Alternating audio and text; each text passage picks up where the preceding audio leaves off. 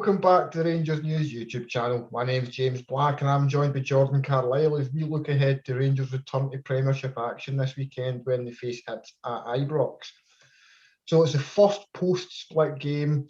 Rangers are already champions, still undefeated in the league. Things are looking pretty good for Rangers just now.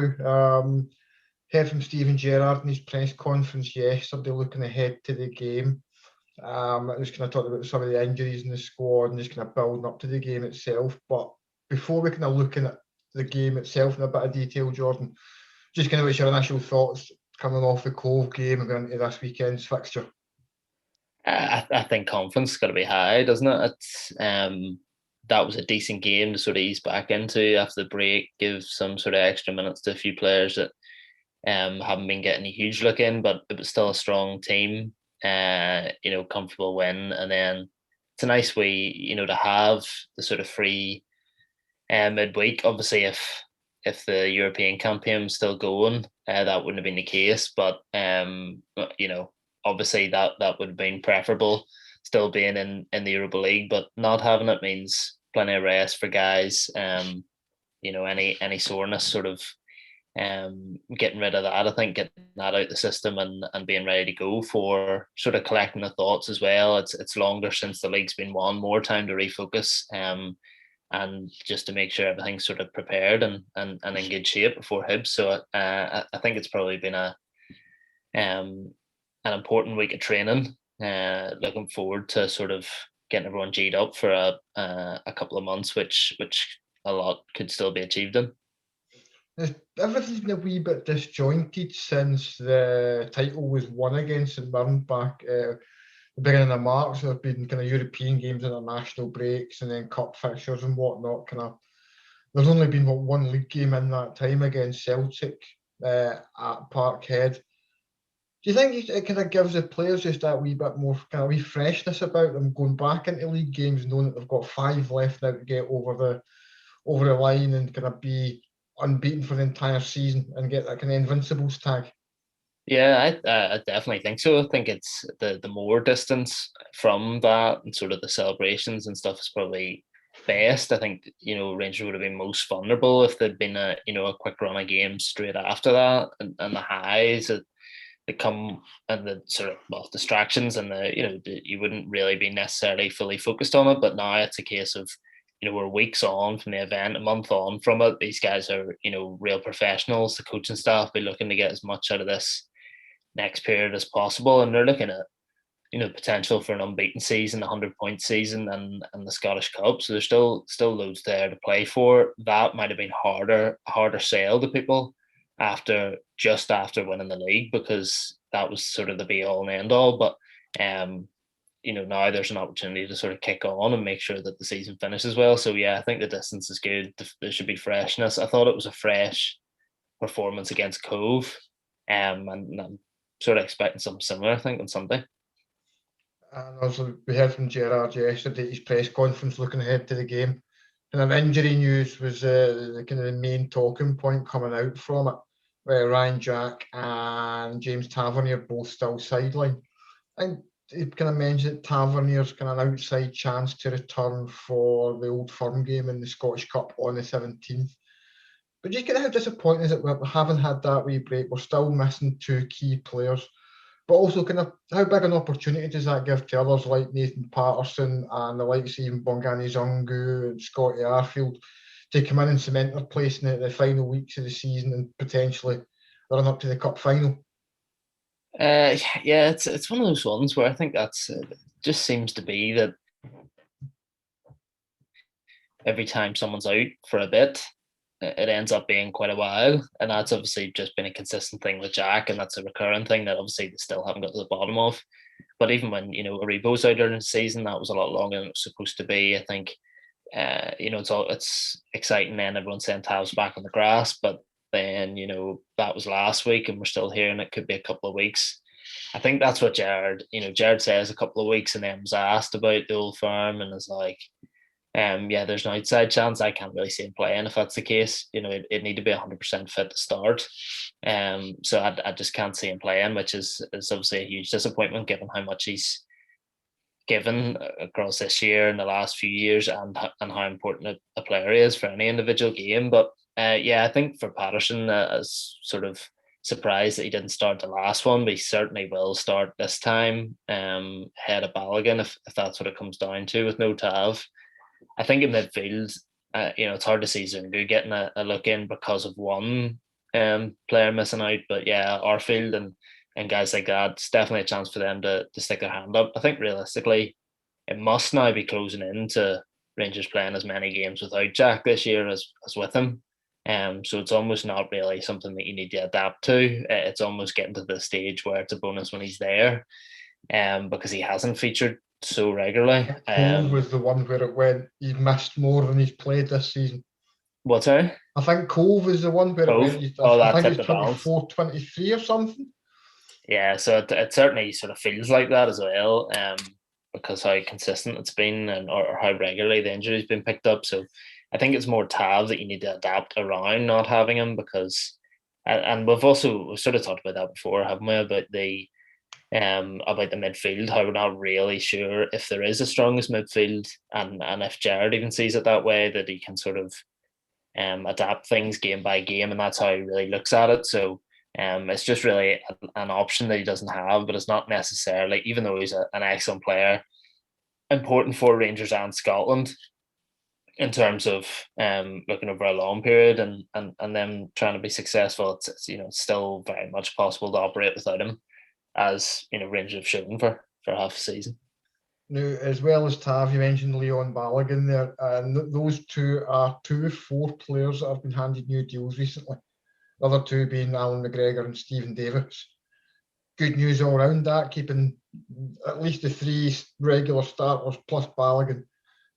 Just kind of what's your thoughts on the new deals for all 4, but also with Balogun getting a new contract, does that kind of push Niko Katic towards at least a loan move for next season?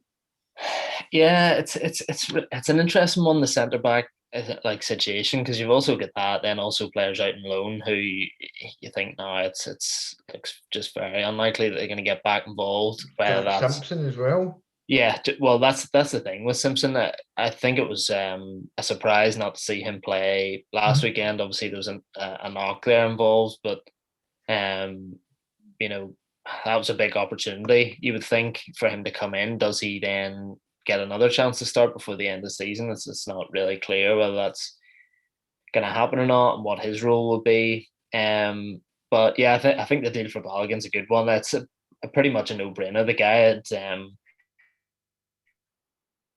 had looked the part sort of from the word go with the Aberdeen game. He was excellent. I think he struggled a couple of times recently, but I think that's sometimes tough to criticize, because some of that stemmed from the fact that he was playing at right back, which is just clearly not his position. He's not suited to that, even though he has pace. He's a pacey centre back.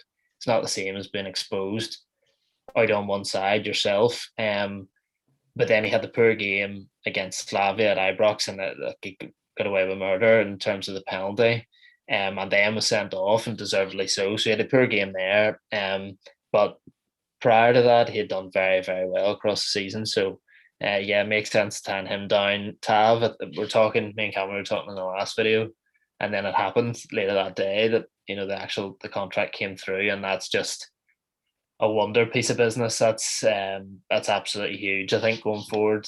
And the way he speaks about the club as well is just, it's so like refreshing to hear someone come in and have committed so hard to the club, and like in this sort of modern era where you can, heads can be turned pretty easily. He's just stuck with it through thick and thin, like he really has, and now he's really established himself. He's definitely a legend of the club after the win this year in terms of the league title, and he looks intent on sort of cementing that status across the next few years. So that's huge. And yeah, Davis and McGregor keeping for another year each at least.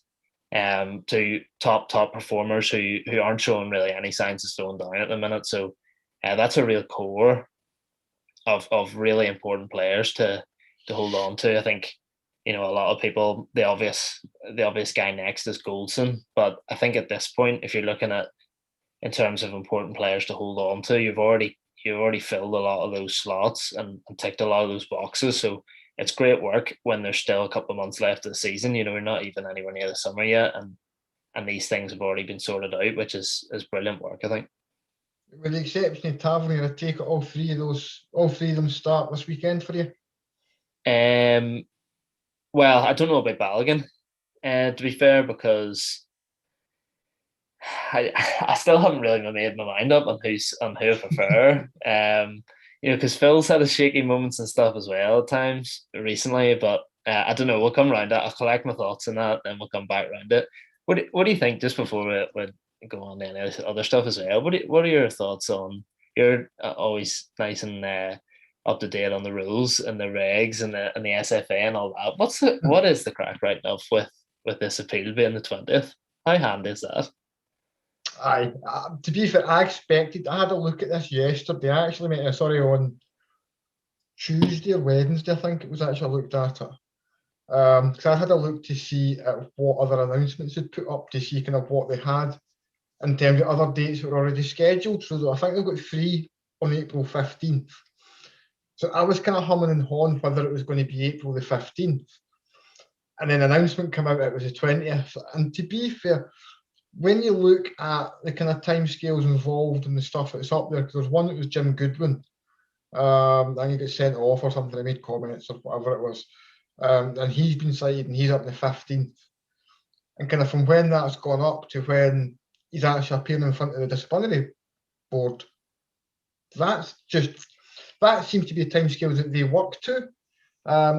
It's fallen fortuitous as hell for Rangers. There's no doubt, and it's been very, very fortuitous. Just kind of in terms of when it's fallen and what games come before Nassau, because there's every chance you could have got St Johnstone in that draw last week, So it's very lucky landing the dates, but it's nothing more than that. John Kennedy's having his whine about it, and I think Gerrard kind of nailed it in the head yesterday when he said that the biggest inconsistencies are the punishments that's given out and the SFA appearing to guess at it. And I suppose they get out with that with using fairly vague catch-all general rules with 24 and 77. It's like acting in the best interest of football and that kind of thing. So it's one of these type of charges where you can fit nearly anything you want into it. And that's kind of what they've done with this. I wouldn't be shocked if they increase them though. I'm sure they retain that power. If because it's of an appeal, frivolous, then well, that's the sort of one thing I'm thinking. Like it has been quite a big. I think Jared said in the presser that he feels some of his comments on Patterson have maybe been taken out of context in terms of. I assume he's talking there about the stuff. What, sorry? The stuff after the Cove game. Yeah. About how it might impact his future and that. I think he may be trying to distance himself from saying that, he's totally different to everyone else. But because they did raise a few eyebrows, I think probably rightly so after the game, because it did seem slightly strange to single him out. But it's interesting. It has taken so long, hasn't it? Like it's just, I think it's just funny because I just know the way the reaction would be the other way around. Like I haven't really looked into it much to see how. Like I'm sure there's been some serious meltdowns, Celtic fan wise about this, and the fact that they're going to be available to play. But I imagine the conspiracy comments the other way around if it was Celtic players that had been cleared, and they just won the league and all that sort of stuff. But I mean, it's hard to probably. It's just such a big boost for Rangers due to the fact that there are no other right backs, and also the fact that we're not really sure on Barisic. There was nothing said on Barisic, but because he didn't play against Cove, wasn't in the training pictures as well during midweek, so I don't know if there's a niggle there, and that makes it even more important because there's no one other than Bassey to back him up either. So you have the prospect of if this thing was sorted way earlier. Well, I think you could move Phil Helander there. But I mean, it's no great shakes. But I think he has played a handful of games at left back. But I mean, you're not going to be getting the same bombing forward down the flanks, whipping crosses in for Well, see, Helander, you know. I think when you pick out, Balogun and Helander, and you look at the two of them and you say, Balogun's the more mobile and he's the quicker, and you stick him at right back and he looks a bit like a fish out of water against a good God, side. and you look at those two and they scream centre back. If you put the two of them in an Old Firm, I don't think you'd be too pleased with that. Although maybe like Jack Simpson's left-footed, a bit more athletic as well. So maybe if he was fit, that's what would happen. He'd stick him out. But I mean, you're really searching for solutions that aren't immediately coming to mind if you don't have this. So it's a big break that I think Rangers need to take advantage of, because it's a big opportunity in this cup. Obviously, that's not what we're talking about. We'll come to that like at the time. But I mean, I just thought it was interesting to touch on, because I think a lot of times Rangers have been hit with things that have gone the opposite way, that haven't worked for them in the last couple of years, and it's just so much has changed this year, and the league's happened, and just everything's gone so well to the point that now when other players are out injured, there's it's taken over a month to sort out or 2 months to sort out disciplinary stuff for players. It's very fortuitous, but yeah. So getting back to the Hibs game itself, and the funny thing is I know exactly where this is going to go, and having seen like what's been going on in Slack and what the stories and whatnot, I know exactly what your answer is going to be. Scott Wright, does he start? Well, and my initial thought on this was he's got to play, because I mean, you give someone a chance. The whole point of that is that you give them a chance, they show what they can do, and if they take it, then they keep their place, and that's supposed to be the premise of all sort of sporting teams. And anything it's not just on the back of the Cove game either. I think when he came off the bench, he has generally impressed. Yeah, although that you can maybe make an argument that way, that being that always he's good at making an impact. Mm. Then you see him actually start a game, and I thought he was the best player, certainly the most lively and all that. But then I thought about it, and I'm actually like, I don't think he will start, because I mean, Morelos is definitely playing. So he's going to play through the middle, which means that Roof can't play through the middle. But Jared spoke about the fact that he took Roof off, didn't play him the full 90 against Cove because he wants him for the games coming up, i.e., he's probably going to start against Hibs, and there's no way Ryan Kent isn't playing. So I think the 3 spots are filled straight away quite quickly there, and that's still not including Yanis Hadji, or Joe Aribo. Yeah, although I think Aribo probably plays in midfield. You can pull him further, but he's another option for that one of those 3 roles further forward. We're not exactly short of bodies there. Well, that's the thing. There's so many chances, or so many options, and I think with Hadji, he could feel aggrieved they'd be missing out. But that's a case of maybe someone else gets an opportunity, and you just have to accept it. It's not really his fault. It's nothing to do with his form. But I mean, the 2 players that played, Roof and Wright, Wright tore their defence, albeit a League One defence, to shreds, and Roof scored 2 goals. So you just gotta accept probably that the next week's not going to be your turn either. So I think it's probably Morelos, Kent, and Roof, which is a very exciting, very strong front 3 with serious options to come off the bench, I think. And handily enough, it cuts to the end off the next bit, so we already know that. But just to kind of quick go through what we think the 11 is going to be on Sunday afternoon. I think the back 5 for me largely picks itself between A, form, and B, a lack of other alternatives. There's not a huge lot of room to kind of chop and change. McGregor's going to come back in for John McLaughlin despite his clean sheet against Cove. And, I need to say that 11 out of 12 is one hell of a record for any goalkeeper. That's mental. It's ridiculous. And when you think it was Hibs that he conceded 2 of them against, that's a frightening record.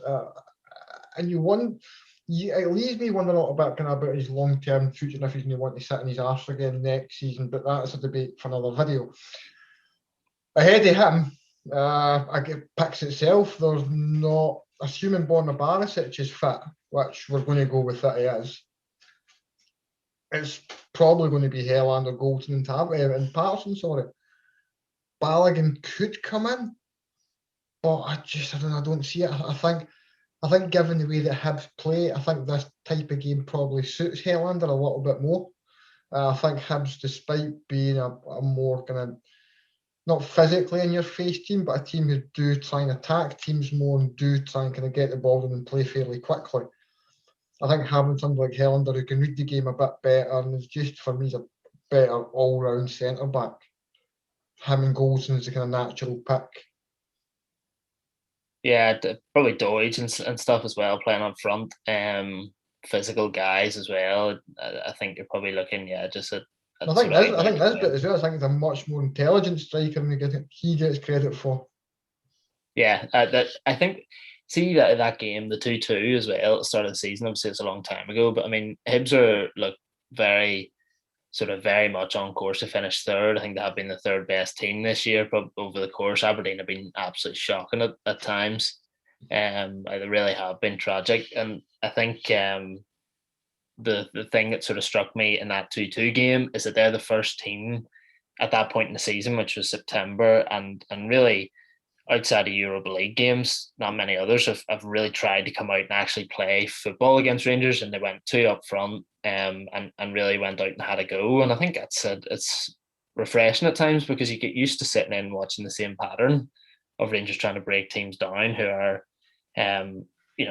probably quite rightly accepting that they just simply don't have the same quality. But I mean, there can be, it's just in all levels of football, there are better teams in leagues, but also ones that are sort of a bit more adventurous and have a go. And I think that's what they have done. And they've certainly got goals in the team. Yeah. So I think out and out defending is the priority probably with Helander. So ahead of the back five, the midfield three now. I know we probably say this a fair amount that it largely picks itself as well, but kind of looking at the options that have there's actually a few different things that Gerrard could do this weekend for me. I think we'll largely assume that Davis and Kamara are both going to start. So it becomes that who gets that third spot. And one thing I noticed earlier on, I was looking at this for something else that I was working on, was that Joe Aribo, when we're mentioning a bit earlier, when he starts games, I didn't realise just how consistent it had been in that this season. He's not started a game on the bench yet. What? Not a single sub appearance? None. Aye, because he missed that fairly substantial. Yeah, that run of games where he was out of the squad, he wasn't fit. But if Joe Aribo's fit, Joe Aribo starts games, and it surprised me because it was something to do with Aribo and Hadji that I was looking at it for. Yeah. And I was like, wow, Joe Aribo has started every game that Joe Aribo has been fit for. At least the Premiership. Let me just double check that. Aye, well, I mean, he was on the bench at the weekend, wasn't he? Before some smart ass comes. Sorry, there's been one Premiership game. Dundee United on December the 13th. Every other one he started. Yeah, I think that sort of answers it, doesn't it? Though, like, I mean, if he didn't play, he's obviously away, thousands of miles away playing for Nigeria, and then comes back, so sits out at the weekend. But I mean, I think he's the other guy playing the midfield. I mean, the other options, Zungu, really, he's obviously had a knock as well, so you don't know how fit he is. But I still don't think he plays because you've already got enough sort of cover. Going back the way Arfield's the other option, hasn't quite been at his best sort of since coming back from the injury. And Aribo probably gives you that more just in the transition between the midfield and the front three. But I think if you have him in the midfield, breaking from there, and that front three, it's a really, really, really strong prospect, a difficult one to defend against. I'm sure you can probably guess where I'm going with that. Aye, because you want Hadji to shoehorn Hadji into the team somewhere. Well, we've seen it in the Cove game for a little bit, and we tried it against Falkirk as well in the League Cup. Now, it may just be a case of it's one of these opportunities where we can just throw him in there. It's with the greatest respect to Cove and Falkirk. It's only Cove and Falkirk. Could Hadji be a potential option there, or is that just kind of wishful thinking? As I say, fitting square pegs into round holes just because it's Cove and Falkirk? Yeah, no, I think that's telling that those are the two games that it's sort of happened in. We haven't seen it other than that, and I wouldn't rule it out as a long-term thing. I imagine that in the same way that Rangers are trying to build Scott right up, that's something that they're working on with Hadji.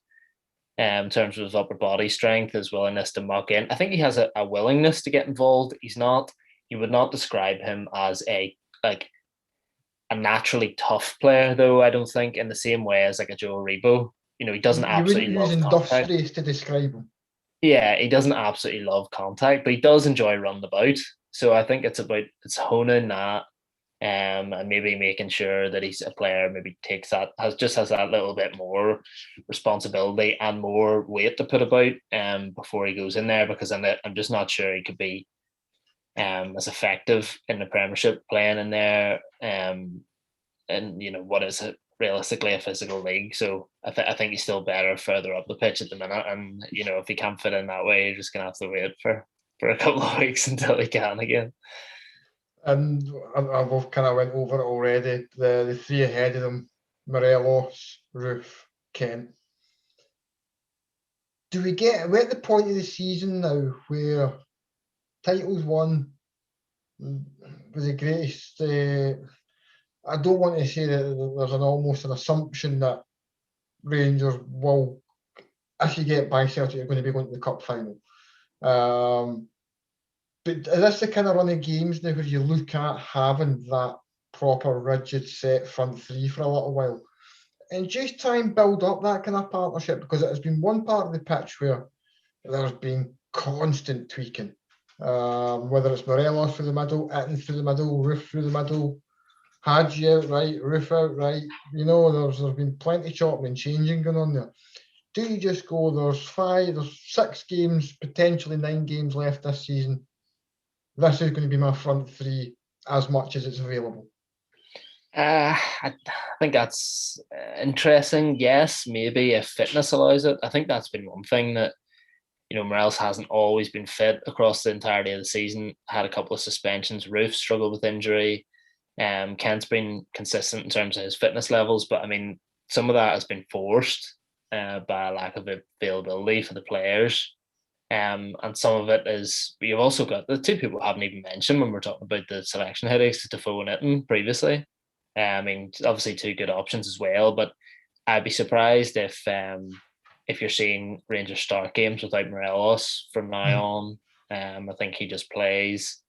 Kent plays as well, so maybe you change the thing on the right. It's got to be probably a balance, because I think to take full advantage of bringing Scott right in early, he needs to keep getting opportunities to some extent. But I think it's really important to try and finish this season on a high note, and to put out your pretty much your best team in every game. And the schedule allows for that as well now, because it's a lot more spread out than it has been, with weeks, actual, a game a week. So to a degree, I think it's beneficial anytime that you can sort of keep continuity. But I think we've seen since Gers come in, he's not hugely bothered about that in defensively in terms of a back four. It's always Goldson, but since he's come in, he's had so many different centre-back partners that rotates quite a lot. He's not worried about changing that.